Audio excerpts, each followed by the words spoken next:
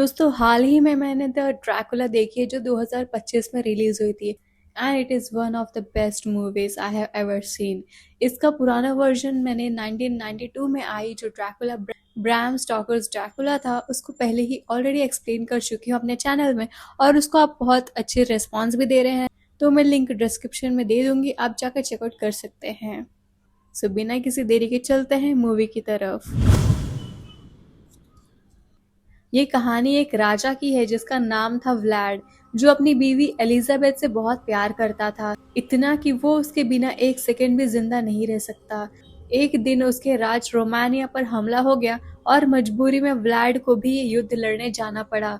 लेकिन जाने से पहले व्लाड ने एक पादरी से कहा था कि दुआ करो मेरी बीवी को कुछ ना हो, और अगर मेरी बीवी इस दुनिया से चली गई तो मैं भी जिंदा नहीं रहूंगा, मैं भी मर जाऊंगा। इसके अलावा मुझे कुछ नहीं चाहिए। उसके बाद व्लाड युद्ध लड़ने चला गया। व्लाड ने दुश्मनों को हरा दिया, लेकिन दुश्मनों की एक टुकड़ी ने उसकी बीवी पर हमला कर दिया। जब व्लाड को इस बात का पता चला तो वो अपनी बीवी को बचाने के लिए दौड़ा, लेकिन वो उसे बचा नहीं पाया। उसकी बीवी मर चुकी थी, लेकिन व्लाड अभी भी जिंदा था। गुस्से में वो पादरी के पास जाता है और पूछता है, क्या तूने मेरे लिए दुआ की थी? पादरी कहता है, हाँ मैंने दुआ की थी। मुझे अफसोस है कि आपकी बीवी इस दुनिया से जा चुकी है, लेकिन घबराइए मत, आपकी बीवी को दोबारा जन्म मिलेगा, वो फिर से इस दुनिया में आएगी। पादरी व्लाड को समझाने की कोशिश करता है, लेकिन अब व्लाड कुछ भी सुनने के लिए तैयार नहीं था। उसका भरोसा ऊपर वाले से उठ चुका था। गुस्से में वो पादरी को मार देता है। अब वो भगवान पर यकीन करना छोड़ देता है, और वही पल था जब व्लाड को एक श्राप मिलता है, हमेशा जिंदा रहने का श्राप, लेकिन इंसान की तरह नहीं, एक पिशाच यानी एक वैम्पायर की तरह। और यहीं से जन्म होता है दुनिया के पहले वैम्पायर जिसे कहा जाता है काउंट ड्रैकुला। 400 साल बीत जाते हैं और ड्रैकुला आज भी अपनी बीवी के इंतजार कर रहा था, लेकिन दुनिया को इस बात का कोई पता नहीं है। कहानी हमें एक हॉस्पिटल में ले जाती है जहाँ के डॉक्टर डॉक्टर डोमेन काफी परेशान हैं। वो एक पादरी का इंतजार कर रहे होते हैं। जब पादरी आता है तो डॉक्टर उसे कहते हैं, हमें समझ नहीं आ रहा कि इस लड़की के साथ क्या हुआ है। इसकी शादी इंग्लैंड की क्वीन के बेटे हेनरी के साथ होने वाली थी, लेकिन शादी के बिल्कुल एंड मोमेंट पर यह अचानक चिल्लाने लगी, सब पर हमला करने लगी। किसको समझ नहीं आ रहा था कि इसके साथ क्या हुआ है, लेकिन पादरी जानता था कि उस लड़की के साथ क्या हुआ है। वो उस लड़की से मिलता है। लड़की अजीब तरह से हंस रही होती है। फिर पादरी सबको दिखाता है कि ये कोई आम लड़की नहीं है, बल्कि ये एक वैम्पायर है और इसका नाम है मारिया। लेकिन सवाल ये है कि मारिया यहाँ इंग्लैंड में क्या कर रही है? पादरी और उसका चर्च कई सालों से ऐसे वेम्पायर्स को ढूंढ ढूंढ कर खत्म कर रहे हैं। उन्हें पता था कि इन वेम्पायर्स को खत्म करने का सिर्फ एक ही तरीका है, ड्रैकुला को मार दो और सारे वेम्पायर्स खत्म हो जाएंगे। पादरी मारिया से पूछता है, तुम्हारा लीडर ड्रैकुला कहाँ है? लेकिन मारिया कुछ भी बताने से मना कर देती है। मारिया बस हंसकर कहती है, ड्रैकुला कभी भी यहाँ आ सकता है, क्योंकि जिसे वो 400 साल से ढूंढ रहा था वो यही है, इंग्लैंड में। पादरी को समझ ही नहीं आता है कि मारिया आखिर कहना क्या चाहती है। फिर पादरी हेनरी के पास जाता है। हेनरी को बिल्कुल भी नहीं पता होता है कि मारिया के साथ आखिर क्या हुआ है। पादरी और डॉक्टर उस कमरे की तलाशी लेते हैं जहां मारिया रहती थी। वहां उन्हें व्लाड की एक फोटो मिलती है, लेकिन सवाल ये है कि व्लाड है कहाँ? व्लाड यानी काउंट ड्रैकुला। कहानी का अगला सीन हमें फिर से रोमानिया के एक जंगल में ले जाता है। वहां इंग्लैंड का एक लॉयर जिसका नाम जॉन है आया होता है। वो जंगल के बीच एक बड़े से महल की तरफ जा रहा होता है, और गेस कीजिए ये महल किसका है? ये महल किसी और का नहीं बल्कि काउंट ड्रैकुला का है। जॉन उस महल में पहुंच जाता है। ड्रैकुला और उसके सेवकों को भी पता चल जाता है कि महल में कोई इंसान आया है। आखिरकार ड्रैकुला खुद जॉन से मिलने आता है। वो जॉन से पूछता है कि तुम यहाँ क्या कर रहे हो? तब जॉन उसे बताता है कि इंग्लैंड में उसकी मुलाकात एक लड़की से हुई थी। उस लड़की ने बताया कि ये महल बहुत कीमती है और आप इसे बेचना चाहते हैं। अब ड्रैकुला को भी समझ नहीं आ रहा था कि जॉन को यहाँ किसने भेजा है, लेकिन जॉन तो उसका शिकार है और ड्रैकुला को अपने शिकार के साथ खेलना बहुत पसंद है। वो जॉन से कहता है, तुम इस महल में रह सकते हो, लेकिन इस बात को याद रखना, चाहे कुछ भी हो जाए अपने कमरे से बाहर मत निकलना। जॉन उसकी बात मान लेता है, लेकिन रात को अचानक जॉन को एक अजीब आवाज़ सुनाई देने लगती है। उसे चैन नहीं मिलता। ड्रैकुला को मना करने के बाद भी वो कमरे से बाहर निकल जाता है। उसे बेसमेंट की तरफ से आवाज़ें आ रही होती है। वो धीरे धीरे बेसमेंट की तरफ जाता है। वहाँ एक कॉफिन यानी एक ताबूत रखा होता है। जॉन ताबूत खोलता है और उस ताबूत के अंदर ड्रैकुला होता है। ड्रैकुला हंसने लगता है और कहता है, मैंने मना किया था, बाहर मत निकलना। इससे पहले कि जॉन कुछ समझ पाता, ड्रैकुला के छोटे शैतान उसे पकड़ लेते हैं। अब ड्रैकुला जॉन को कभी भी मार सकता है। ड्रैकुला उसे पूछता है, मरने से पहले तुम्हारी आखिरी ख्वाहिश क्या है? मैं तुम्हारी लास्ट विश जरूर पूरी करूंगा। जॉन कहता है, मैं तुम्हारी कहानी जानना चाहता हूँ। तुम कौन हो? जॉन ने ये बात सिर्फ इसलिए कही थी ताकि उसे थोड़ा वक्त मिल जाए और वो यहाँ से भागने का कोई रास्ता सोच सके। अब ये जॉन की लास्ट विश थी और ड्रैकुला इसे पूरी करता है। ड्रैकुला उसे अपनी पूरी कहानी बताता है, कैसे युद्ध हुआ, कैसे उसकी बीवी मर गई और कैसे उसे एक श्राप मिला और वो वैम्पायर बन गया। इस दुनिया का सबसे पहला वैम्पायर, वैम्पायर का राजा ड्रैकुला। यहाँ तक की कहानी तो सबको पता थी, लेकिन उसके बाद क्या हुआ? ड्रैकुला को पादरी की बात पर यकीन था कि उसकी बीवी एक दिन दोबारा जन्म लेगी, इसलिए वो पूरी दुनिया में उसे ढूंढने लगा। वो हर जगह गया, हर देश में, यहाँ तक कि इंडिया भी गया। इंडिया पहुंचने के बाद ड्रैकुला ने एक खास तरह का परफ्यूम बनाया। उस परफ्यूम की खुशबू इतनी अजीब थी कि जो भी उसे महसूस करता, वो खुद ब खुद ड्रैकुला की तरफ खींचा चला आता। ड्रैकुला उस परफ्यूम का यूज करता था लोगों को अपने पास बुलाने के लिए और फिर उनका खून पीने के लिए। इस तरह धीरे धीरे वो अपना शिकार करता गया और साथ साथ पूरी दुनिया में अपनी बीवी को ढूंढने भी लगा। लेकिन दुनिया के किसी भी कोने में ड्रैकुला को अपनी बीवी नहीं मिली। अब ड्रैकुला समझ चुका था कि वो ये काम अकेला नहीं कर पाएगा, उसे जरूरत थी अपने गुलामों की। तब ड्रैकुला ने वेम्पायर्स बनाना शुरू किया। पहले वो लोगों का खून पी के उन्हें मार देता है, लेकिन तब ड्रैकुला ने वेम्पायर्स की आर्मी बनाना शुरू कर दी। उसने अपने सारे वेम्पायर्स को पूरी दुनिया में फैला दिया और सबका एक ही काम था, एलिजाबेथ को ढूंढना। अपने वेम्पायर्स को दुनिया भर में भेजने के बाद ड्रैकुला फिर से अपने घर रोमानिया लौट आया और वही बैठकर अपनी एलिजाबेथ का इंतजार करता है। ड्रैकुला की ये कहानी सुनकर जॉन को लगता है कि ड्रैकुला सच में जानता है कि प्यार क्या होता है। तब जॉन ड्रैकुला को बताता है कि उसकी एंगेजमेंट मीना नाम की एक लड़की से हो चुकी है। वो दोनों एक दूसरे से बहुत प्यार करते हैं और अगर जॉन को कुछ हो गया तो मीना भी जिंदा नहीं रह पाएगी। जॉन ड्रैकुला से भीख मांगता है, प्लीज प्यार के लिए मुझे छोड़ दो।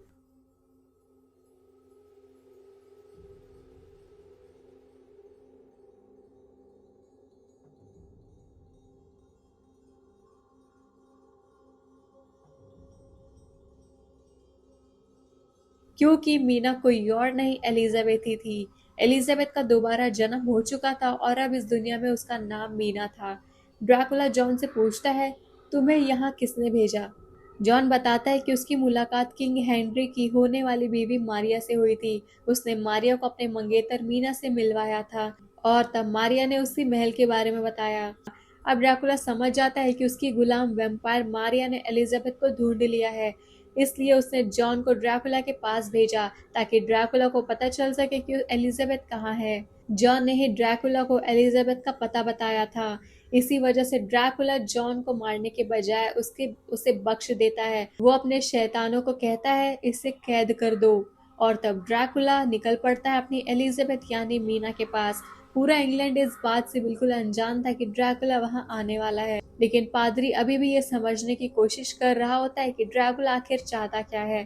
पादरी हॉस्पिटल में डॉक्टर के पास बात कर रहा होता है, तभी वहां एक लड़की मारिया से मिलने आती है और वो लड़की और कोई नहीं, मीना होती है। मारिया और मीना काफी अच्छे दोस्त बन चुके थे, या यूं कह लो कि मारिया ने जानबूझकर मीना को अपने करीब रखा था। पादरी को समझ नहीं आता कि एक वैम्पायर किसी लड़की को अपना दोस्त क्यों बनाएगी। अगर वो चाहती तो मीना को भी मार सकती थी, फिर उसने ऐसा क्यों नहीं किया? पादरी मीना से पूछता है, तुम और मारिया कैसे मिले? मीना बताती है, हम दोनों किंग हेनरी के एंगेजमेंट में मिले थे। मीना बताती है, मारिया ने मुझे पहली बार देखा और उस दिन के बाद से हम दोस्त बन गए।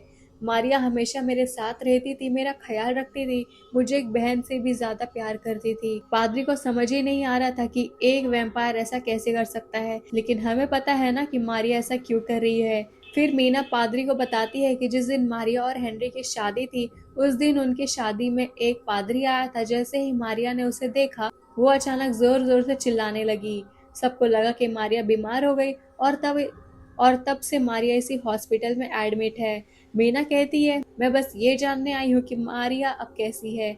मीना की कहानी सुनकर पादरी को शक होने लगता है। उसे लगता है कि कहीं ये वही लड़की तो नहीं जिसे ढूंढते हुए ड्रैकुला यहाँ आ रहा है। कहीं ये वही तो नहीं जिसके बारे में मारिया ने कहा था।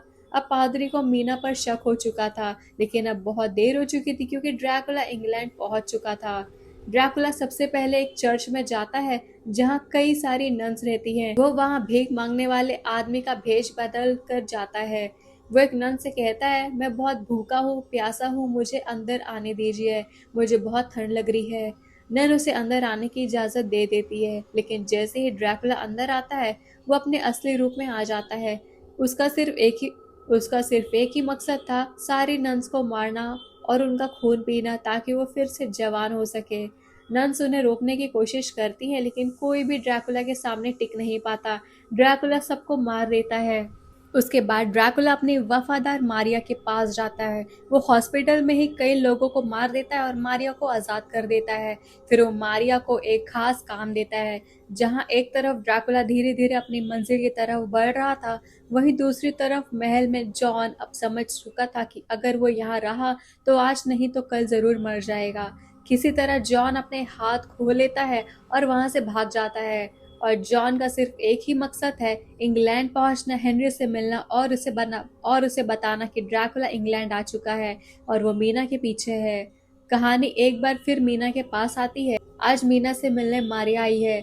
मारिया को देखकर मीना भी हैरान हो जाती है। तब मारिया उसे बताती है कि मैं बिल्कुल ठीक हो चुकी हूँ, इसलिए डॉक्टर्स ने मुझे हॉस्पिटल से छोड़ दिया है। ये सुनकर मीना बहुत खुश हो जाती है कि उसकी बेस्ट फ्रेंड मारिया अब आज़ाद हो चुकी है। मारिया मीना से कहती है, चलो ना हम आज दोनों बाहर घूमने चलते हैं। मुझे एक पार्टी के बारे में पता चला है, वहाँ हम दोनों एंजॉय करेंगे, मैं काफ़ी बोर हो चुकी हूँ। मीना उसकी बात मान लेती है। मारिया उसे एक पार्टी में ले जाती है जहाँ काउंट ड्रैकुला मीना का इंतजार कर रहा होता है। 400 साल बाद फाइनली ड्रैकुला अपनी बीवी एलिजाबेथ को देखता है। एलिजाबेथ भी ड्रैकुला से मिलती है, लेकिन उसे अपनी पुरानी जिंदगी की कोई याद नहीं होती। धीरे धीरे ड्रैकुला और मीना एक दूसरे के करीब आने लगते हैं और मारिया ध्यान रखती है कि दोनों को अकेला वक्त मिले। ड्रैकुला मीना को याद दिलाने की कोशिश करता है कि वो कौन है और ड्रैकुला कौन है। धीरे धीरे मीना की यादें वापस आने लगती हैं, लेकिन उसे ये भी याद है कि उसकी शादी जॉन से होने वाली है। रात काफी हो चुकी होती है तो ड्रैकुला मीना को उसके घर छोड़ देता है, लेकिन जैसे ही मीना अपने कमरे में जाती है वहाँ डॉक्टर, पादरी और जॉन उसका इंतजार कर रहे होते हैं। वो मीना को सब कुछ बता देते हैं, ड्रैकुला कौन है और वो क्या चाहता है। पादरी मीना से कहता है कि ड्रैकुला ने तुम पर अपने परफ्यूम्स का जादू कर दिया है, इसी वजह से तुम उसके करीब जा रही हो। अब जॉन, हेनरी और पादरी मिलकर ड्रैकुला को मारने का प्लान बनाते हैं। ये सब सुनकर मीना को यकीन ही नहीं होता है कि वो ड्रैकुला के पास कैसे चली गई। लेकिन तभी ड्रैकुला फिर से मीना से मिलने आता है।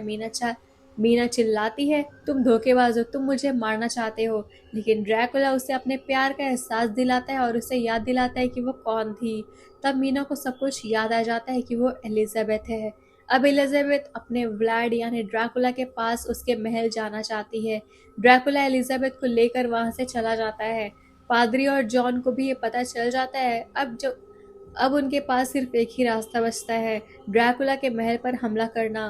वो मदद मांगने हेनरी के पास जाते हैं, लेकिन तब तक मारिया हेनरी को मारने के लिए पहुंच चुकी होती है। लेकिन उससे पहले कि मारिया हेनरी को मार पाती, पादरी मारिया को मार देता है। ये देखकर हेनरी भी तैयार हो जाता है कि आज वो अपने सेना के साथ ड्रैकुला के महल पर हमला करेगा। एक तरफ पूरी आर्मी ड्रैकुला की तरफ बढ़ रही होती है और दूसरी तरफ व्लाड और एलिजाबेथ बहुत खुश होते हैं। 400 साल बाद फाइनली वो दोनों अपने महल पहुंच चुके होते हैं। मीना यानी एलिजाबेथ ड्रैकुला से कहती है कि वो हमेशा हमेशा उसके साथ जिंदा रहना चाहती है, इसलिए ड्रैकुला उसे भी वैम्पायर बना दे। ड्रैकुला अपनी बीवी की बात मान लेता है और एलिजाबेथ को वैम्पायर बना देता है। अब वो हमेशा के लिए साथ रह सकते हैं, लेकिन उनकी खुशी ज्यादा देर तक टिकती नहीं। हेनरी अपने सेना के साथ महल पहुंच चुका था। पादरी जानता था कि वैम्पायर्स की सबसे बड़ी कमजोरी धूप होती है, इसलिए हेनरी की तोप महल को तोड़ रही होती है ताकि सूरज की रोशनी अंदर आ सके और सारे वैम्पायर्स खत्म हो जाए। मीना अभी अभी वैम्पायर बनी थी, इसलिए वो धूप को बर्दाश्त नहीं कर पा रही थी। ड्रैकुला अपनी बीवी को कमरे में बंद कर देता है ताकि उसे कुछ ना हो और खुद बाहर दुश्मनों का सामना करने निकल पड़ता है। ड्रैकुला का सामना पूरी आर्मी से होता है, लेकिन अब उसे किसी बात का डर नहीं था। वो एक एक करके सबको मारने लगता है। जो भी उसके रास्ते में आता, ड्रैकुला उसे खत्म कर देता। आखिर में ड्रैकुला का सामना पादरी से होता है। ड्रैकुला उसे मारने ही वाला होता है, तभी पादरी हंसकर कहता है, तुम अपनी बीवी से प्यार करते हो, लेकिन उससे ऐसी जिंदगी दे रहे हो जो मौत से भी बदतर है। तुम उसे एक जानवर बना रहे हो, एक शैतान। अगर तुम सच में उससे प्यार करते हो तो खुद को मार दो। अगर तुम मर गए तो तुम्हारी बीवी फिर से इंसान बन जाएगी। ड्रैकुला जानता था कि वैम्पायर की जिंदगी कितनी बुरी होती है। वो खुद वैम्पायर का राजा था, लेकिन अपनी बीवी से बहुत प्यार करता था, इसलिए वो पादरी की बात मान लेता है। आखिर में वो अपनी बीवी के पास जाता है। एलिजाबेथ समझ चुकी होती कि ड्रैकुला क्या करने वाला है। वो उसे रोकने की कोशिश करती है, लेकिन ड्रैकुला अब नहीं रुकता। वो पादरी से कहता है, मार दो मुझे। पादरी ड्रैकुला के सीने में कील ठोक देता है। ड्रैकुला मरने लगता है। एलिजाबेथ फिर से इंसान बन चुकी होती है, लेकिन अब बहुत देर हो चुकी थी। ड्रैकुला हमेशा के लिए इस दुनिया से चला जाता है। थोड़ी देर बाद जॉन वहां पहुंचता है, लेकिन अब उसे समझ आ चुका था कि मीना सिर्फ ड्रैकुला से प्यार करती थी और किसी से नहीं। और यहीं पर ये कहानी खत्म हो जाती है।